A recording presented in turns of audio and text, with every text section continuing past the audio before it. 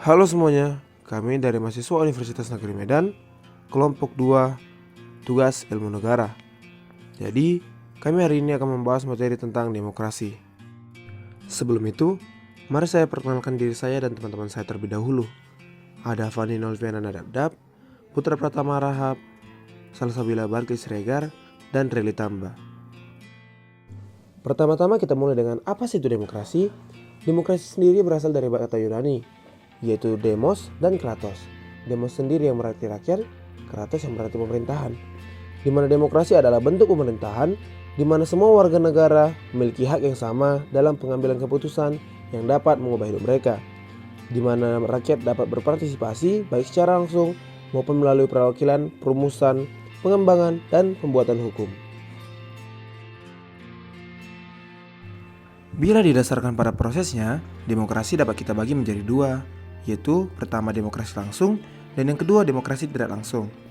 Nah, demokrasi langsung itu sendiri merupakan proses demokrasi di mana semua elemen masyarakat ikut dalam permusyawaratan untuk merumuskan dan memutuskan kebijakan undang-undang. Demokrasi ini membutuhkan partisipasi luas warga dalam politik. Demokrasi langsung adalah ketika warga negara dapat menentukan kebijakan secara langsung tanpa perwakilan, perantara, ataupun majelis parlemen. Kalau bisa kita lihat, merupakan salah satu contohnya adalah saat dilakukannya pemilu.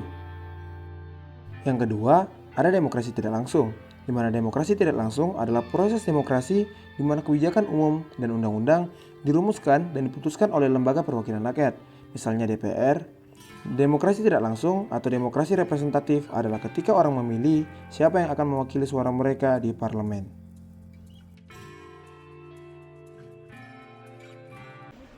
Salah satu contoh yang sering kita temui adalah aksi demonstrasi yang dilakukan oleh masyarakat ataupun mahasiswa dalam memberikan masukan ataupun saran kepada pemerintah atas keputusan yang diambil.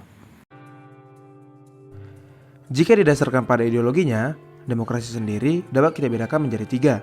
Yang pertama itu demokrasi liberal, yang kedua demokrasi rakyat, dan yang ketiga demokrasi Pancasila. Demokrasi liberal sendiri merupakan ideologi demokrasi yang berlandaskan pada kebebasan individu.